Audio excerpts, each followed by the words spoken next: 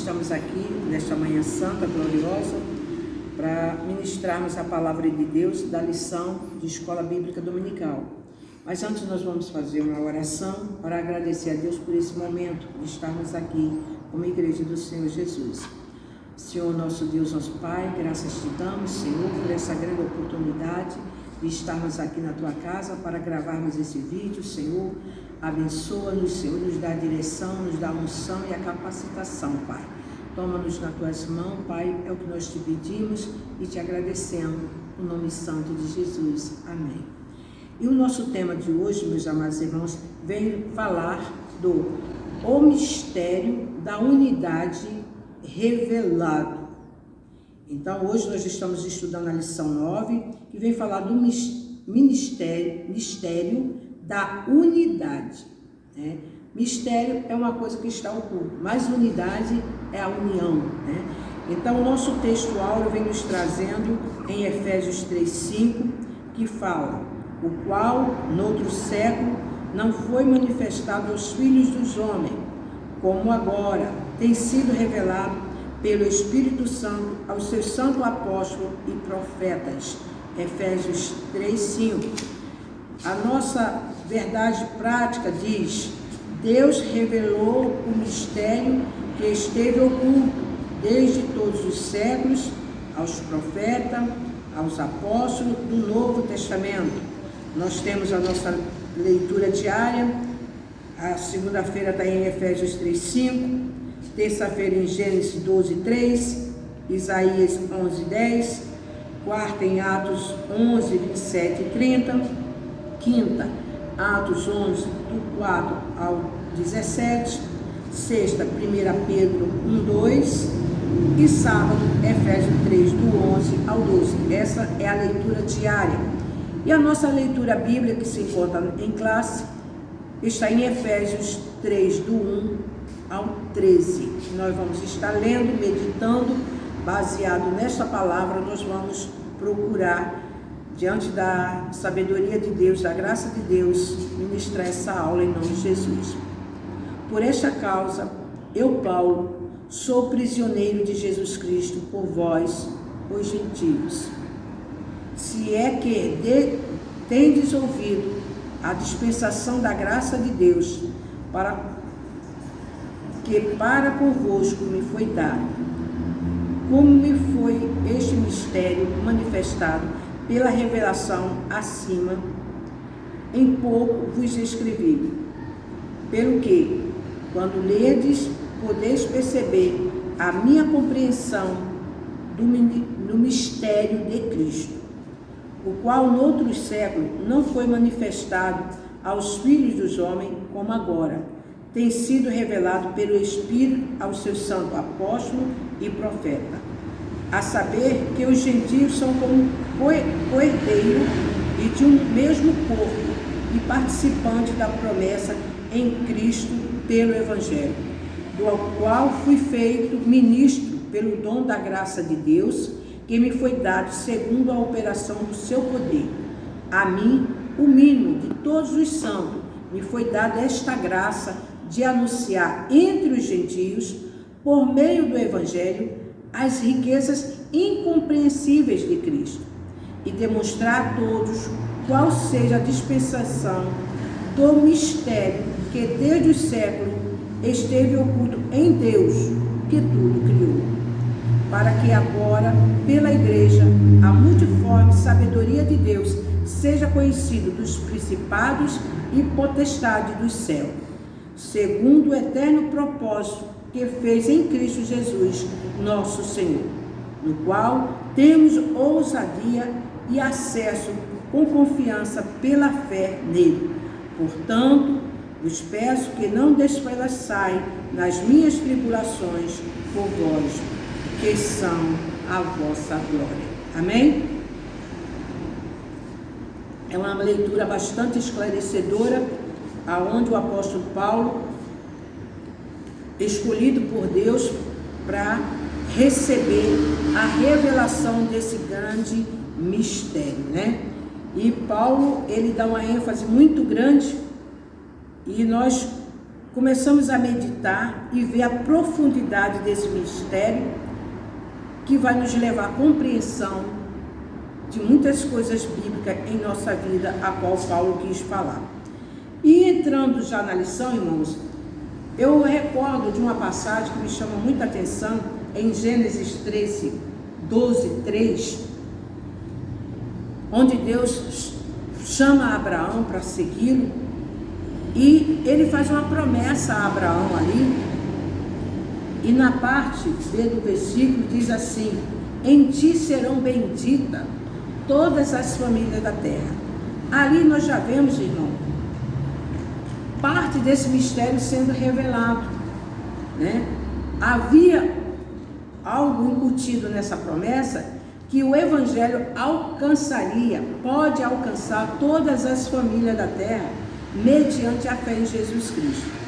Mas observamos que de Moisés até Malaquias, né, esse mistério estava oculto, não se falava claramente nele, ou o próprio Deus não permitia que esse mistério, né, fosse revelado. Esse mistério estava oculto propositalmente pelo próprio Deus, né? E nessa parte nós entendemos que Moisés, Josué, os profetas, principalmente os profetas messiânicos, falaram grandemente desse mistério. Falavam, mas talvez não entendessem a profundidade do que eles estivessem falando. Porque só na nova aliança é que Deus revela totalmente esse mistério, né? E Deus, através dos séculos, guardou esse mistério, para que no tempo oportuno, como diz em Efésios 3, em Efésios 3:5 diz assim: o qual no outro século não foi manifestado aos filhos dos homens, como agora tem sido revelado pelo Espírito aos seus santos apóstolos e profetas. Ou seja, Deus teve grandes profetas. A Bíblia é cheia de profetas maiores, profetas menores. Mas Deus profetizou, mas não revelou para ele como se cumpriria essa promessa, uma totalidade, como fez com o apóstolo Paulo. E Paulo entende, ele desvenda esse mistério, e ele percebe que o núcleo desse mistério seria um povo que estava fora de todo o contexto, né? Na antiga aliança, porque na antiga aliança eram os judeus, era o povo eleito por Deus, o povo amado, separado, e verdadeiramente vai continuar sendo. Mas havia uma classe de povo a qual Paulo percebe, a qual ele também fazia parte, né? Porque embora Paulo fosse judeu, também estudante do nosso mestre Gamaliel, ele também fazia parte, né? Porque ele não conhecia o amor de Deus e nem conhecia a manifestação do poder de Deus até então. E Paulo entende que o núcleo desse mistério chamava-se os gentios, que seriam co-herdeiro dessa promessa messiânica. E interessante que os judeus já tinham sua herança declarada, e agora os gentios passavam a também ter direito a essa herança a partir do momento que obedecesse as cláusulas ou as ordens, né, que fosse determinado para obter essa herança. Então, meus amados irmãos, essa epístola de Paulo aos Efésios, nós podemos chamá-la das epístolas dos mistérios, porque dentro dessa epístola nós vamos encontrar vários mistérios que nós vamos trabalhar nessa manhã, né? E vamos entender esses mistérios de Deus, porque Deus guardou esse segredo. Porque só na nova aliança Deus quis revelar esse grande mistério. E nós vamos entender em nome de Jesus. dos maiores mistérios que nós vamos encontrar, irmãos, né, nessa epístola, né, é o mistério da vontade de Deus. Porque Deus é Ele que nos rege, é Ele que teve esse plano glorioso todo. E a vontade de Deus, nós temos que lembrar que ela e afirmar, não é só lembrar, mas afirmar que ela é boa, perfeita e agradável. Ou seja, o plano de Deus para a humanidade é bom, perfeito e agradável. Por que isso? Paulo confirma isso em Romanos 12, 2, que o plano de Deus é perfeito para a humanidade, né?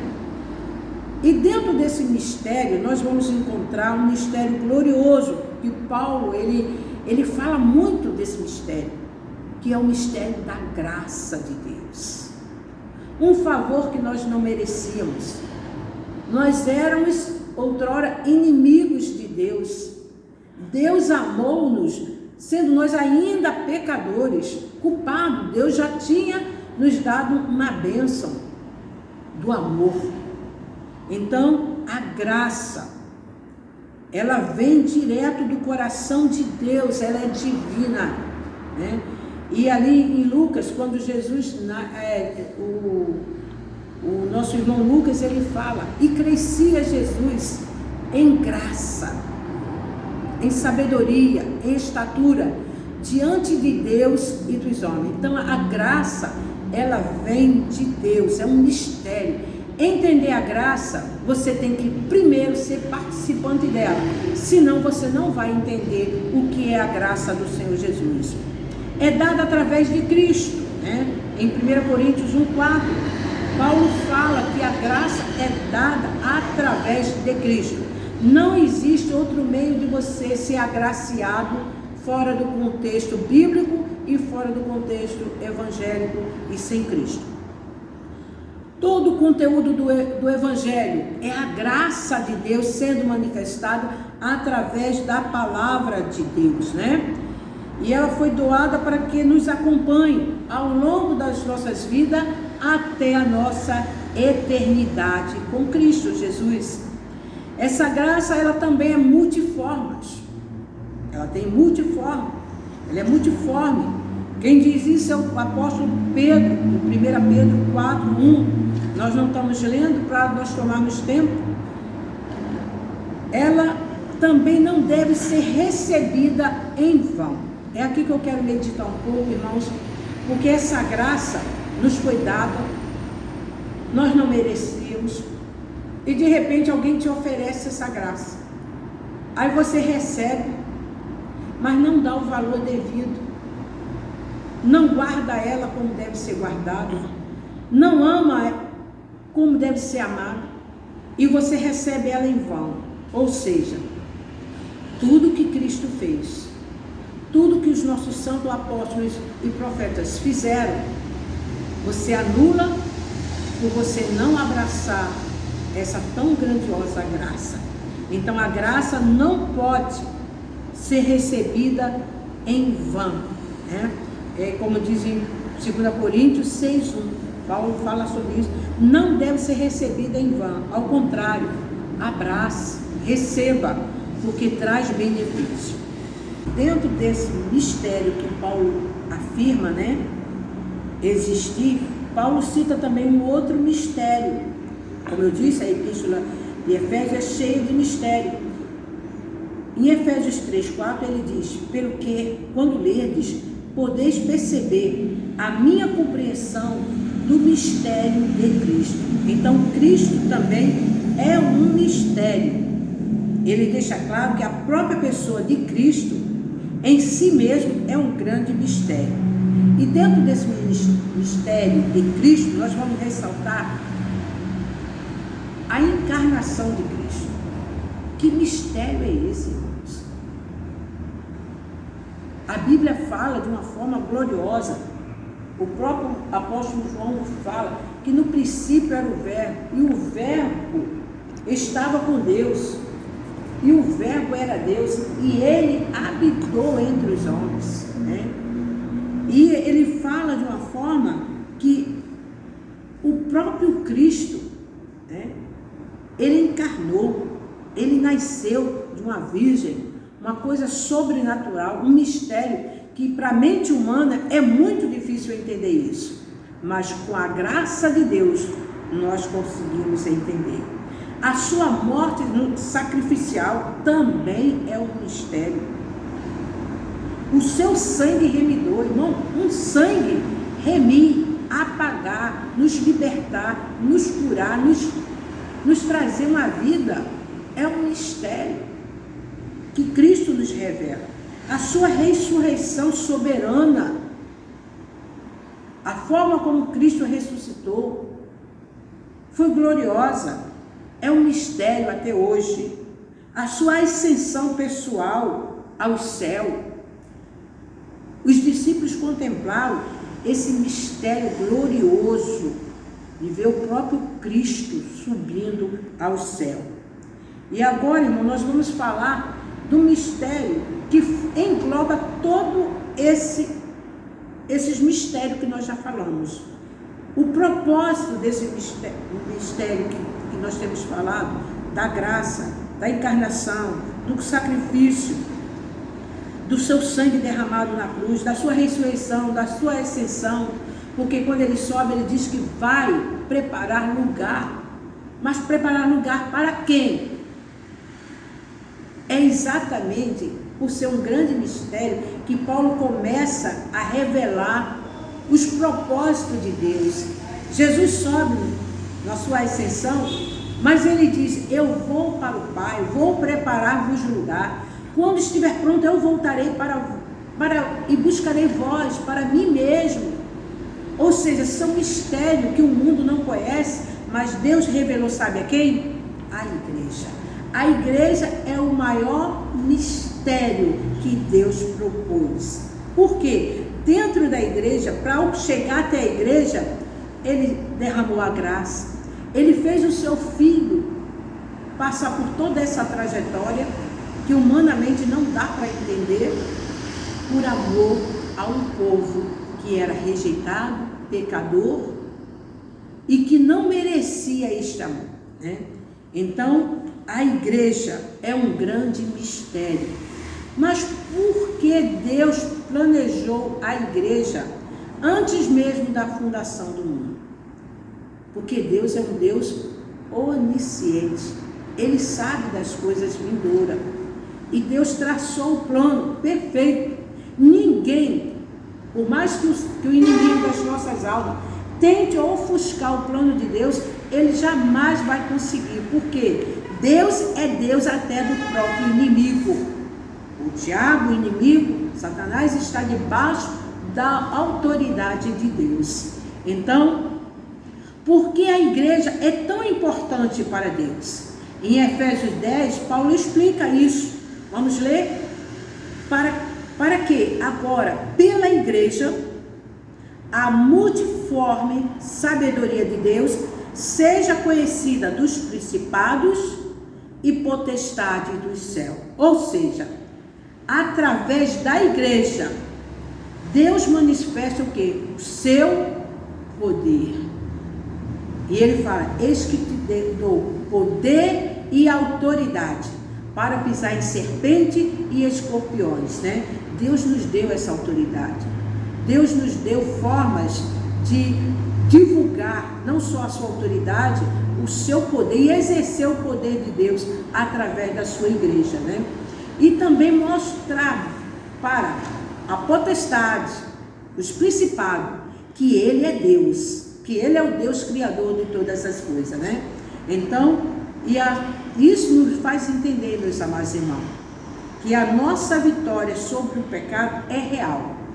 Porque quem venceu por nós não fomos nós humanos, foi o próprio Deus que preparou todo esse legado para nós.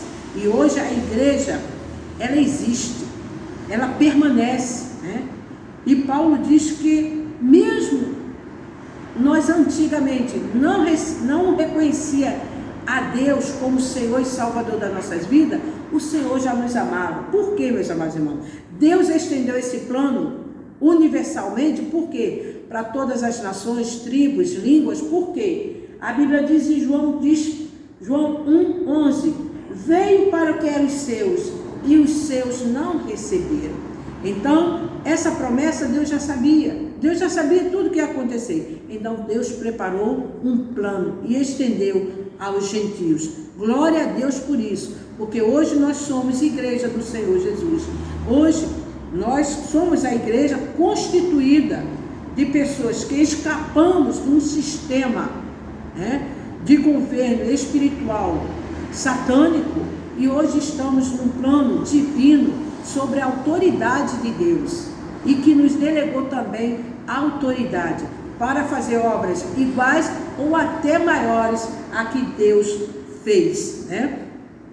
Então, por que a igreja é um grande mistério? Porque ela, por amor, resgata e traz a comunhão entre a criatura e o seu Criador, ou seja, entre o homem e Deus. Foi através do sacrifício do seu Filho, Jesus Cristo, que o véu foi rasgado de cima para baixo e o nosso acesso foi feito através da pessoa de Jesus. Então, Jesus Cristo é o nosso elo, é o nosso fundamento. A igreja é fundada em Cristo Jesus. Em 1 Coríntios 3:10 afirma que Cristo é o eterno fundamento da igreja, é o edificador da igreja, é Cristo, é a sua principal pedra de esquina. Jesus é a principal pedra de esquina, é a rocha da igreja. Cristo é a rocha da igreja, e Cristo é o cabeça da igreja, é o vivificador da igreja, é o verdadeiro, fiel amigo da igreja, inseparável amigo da igreja. E por que igreja? A nossa lição, ela nos traz o mistério da unidade revelado. Paulo revela todos os mistérios em relação à unidade. E quando nós falamos de unidade, nós entendemos que essa unidade só pode existir na igreja. A unidade, porque Cristo é o cabeça, e Cristo sendo cabeça, nós somos membro, e quando juntamos como igreja, nós somos o corpo de Cristo. Então essa unidade que foi revelada a Paulo é a igreja do Senhor Jesus. É o mistério que envolvia para que ela fosse formada, para que ela fosse estabelecida, para que ela fosse fincada sobre a pedra que é Cristo Jesus.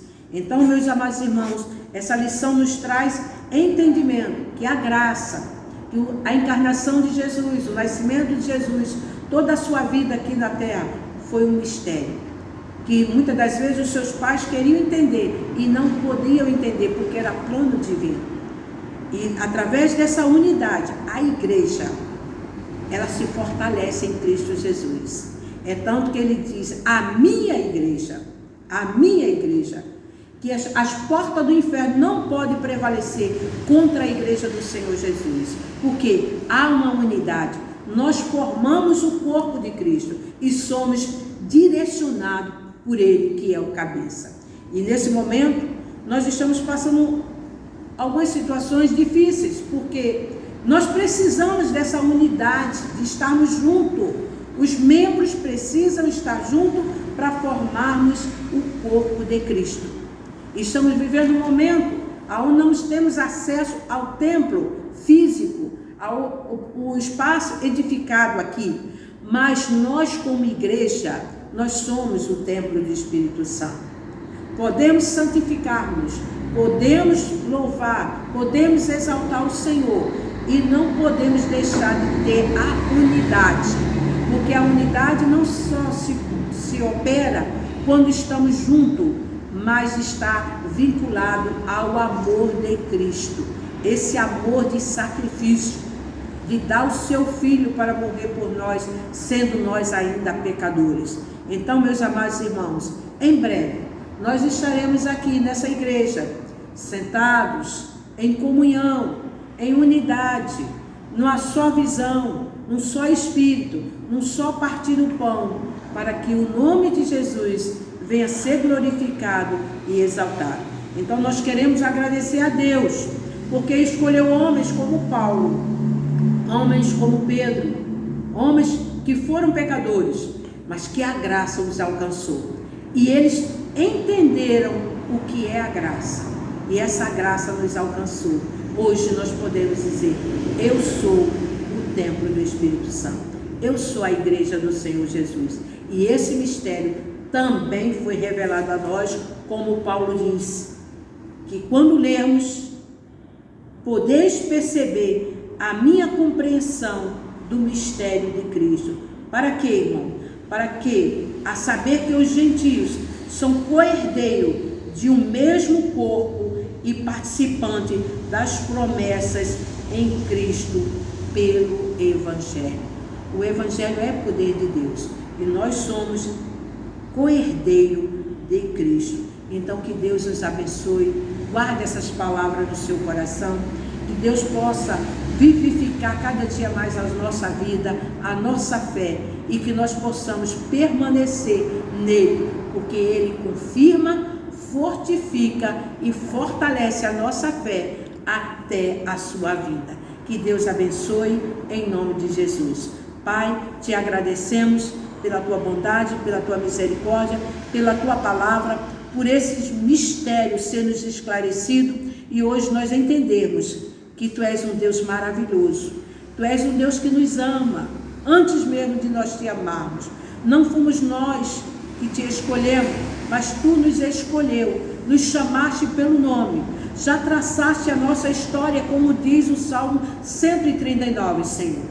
Queremos te agradecer, porque hoje nós não somos só criatura, mas somos os teus filhos, herdeiros e co-herdeiros de Cristo. Receba a bênção de Deus em nome de Jesus para a sua vida, e que essa graça em Cristo Jesus não a receba vã, mas receba para a sua salvação em Cristo Jesus. Amém. Deus abençoe a todos em nome de Jesus. Amém.